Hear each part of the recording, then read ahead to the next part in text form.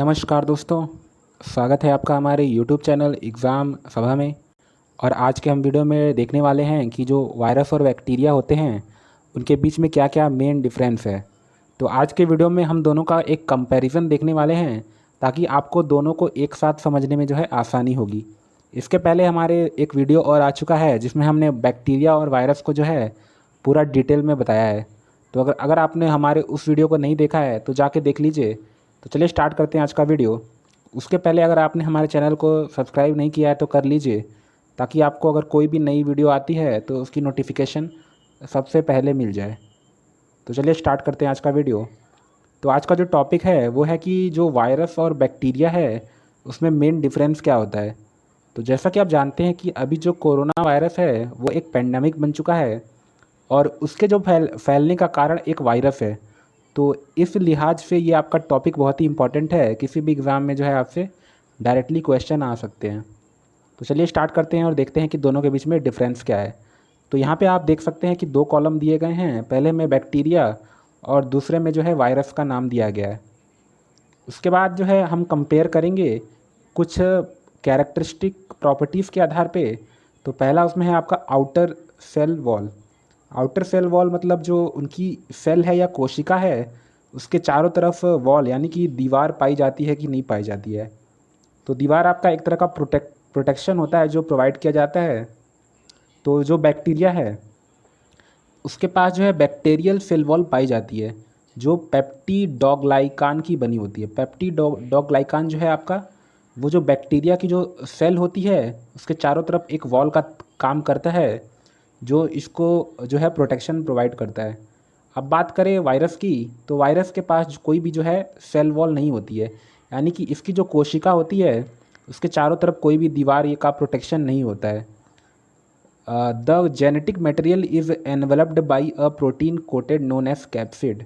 तो चूंकि आपका जो वायरस है उसमें कोई भी सेल वॉल नहीं होती है, तो इसका जो जेनेटिक मटेरियल होता है जो आपका डीएनए या आरएनए हो सकता है उसको घेरने के लिए या उसको एनवेलप करने के लिए एक प्रोटीन कोट होती है, यानी एक प्रोटीन की कोटिंग होती है जिसको हम कैप्सिड के नाम से जानते हैं। तो इसके बारे में आपको जानना है तो आप हमारे पिछले वीडियो को रेफ़र कर सकते हैं। अब बात करें साइज़ की, तो साइज़ के आधार पर अगर हम कंपैरिजन करते हैं तो जो बैक्टीरिया होते हैं वो ज़्यादा बड़े होते हैं साइज़ में विद रिस्पेक्ट टू वायरस। अब बात करें कि जो एवरेज बैक्टीरिया है उसकी साइज़ क्या होती है, तो bacteria are large in size. The size ranges from 900 to 1000 newton आपका नैनोमीटर। तो इसकी जो साइज़ होती है वो जो है 900 से 1000 नैनोमीटर के बीच में आती है।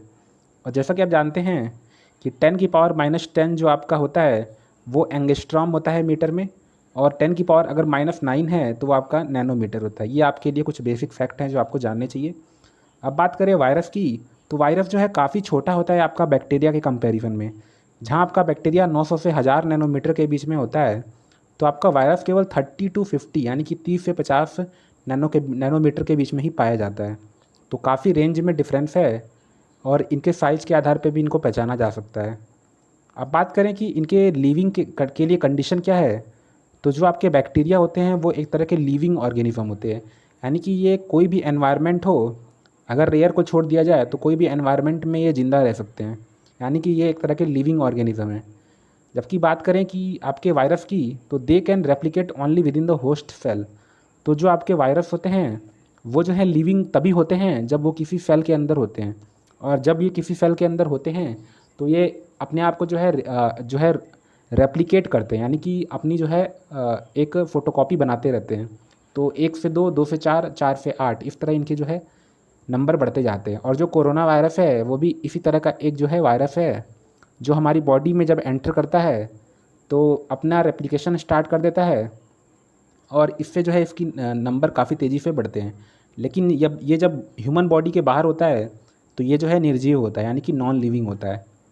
अब बात करें मोड ऑफ रिप्रोडक्शन की, तो जो आपका रिप्रोडक्शन होता है वो असेक्सुअली बाइनरी फिजन होता है। तो इसमें जो है इसका जो है जो मेन पार्ट होता है वो दो पार्ट में टूट जाता है। तो कोई भी आपका बैक्टीरिया है वो अपना जो है स्व विखंडन करता है या फिर बाइनरी विखंडन करता है, जिसके द्वारा ये दो पार्ट में टूट जाता है।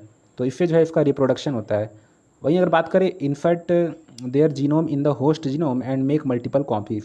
तो यही है कि ये जो है आपका जो होस्ट जीनोम होता है उसमें जो है अपना जीनोम एंटर करता है और उसके बाद अपनी जो है मल्टीपल कॉपीज़ बनाना स्टार्ट कर देता है। तो एक तरह से फ़ोटोकॉपी की तरह काम करता है। अब बात करें कि होस्ट पे डिपेंडेंस कैसी है, तो ये जो है आपका बैक्टीरिया है, चूँकि ये आपका किसी लिविंग सेल के बाहर भी जीवित रह सकता है, तो ये आपका जो है होस्ट इंडिपेंडेंट होता है और इसको रिप्रोडक्शन के लिए किसी भी होस्ट की आवश्यकता नहीं होती है। जबकि आपका जो बैक्टीरिया वायरस होता है उसको रिप्रोडक्शन करने के लिए जो है किसी होस्ट की आवश्यकता होती है। तो आपका जो कोरोना वायरस है वो जो है मानव के अंदर जब तक है, मानव की जो सेल है उनके अंदर है तब तक तो वो अपनी फ़ोटोकॉपी बनाता रहता है, यानी कि उसकी संख्या बढ़ती है। लेकिन जब वो बाहर पड़ा रहता है तो उसका जो है रेट ऑफ रिप्रोडक्शन ज़ीरो हो जाता है।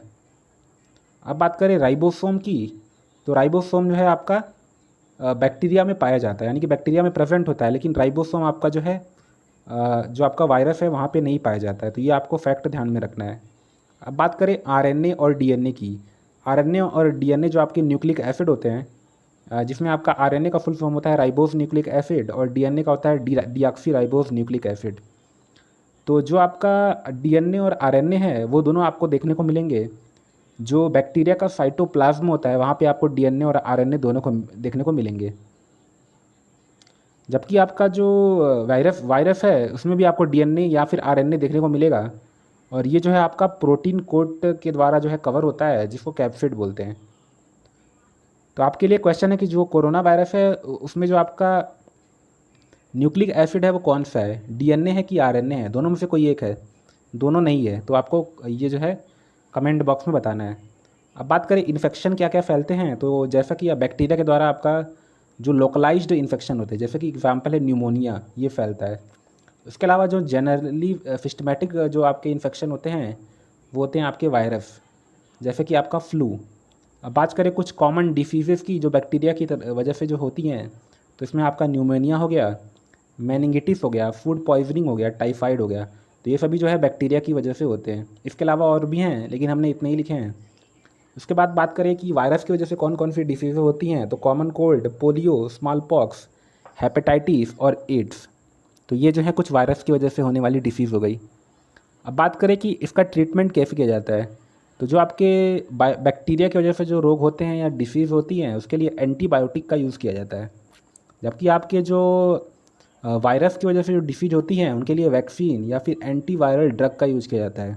तो जैसा कि आप जान रहे हैं कि कोरोना वायरस है उसके लिए आपका जो है वैक्सीन बनाने के लिए कई सारी कंट्रीज़ जो हैं पार्टिसिपेट कर रही हैं और कोलैबोरेट कर रही हैं।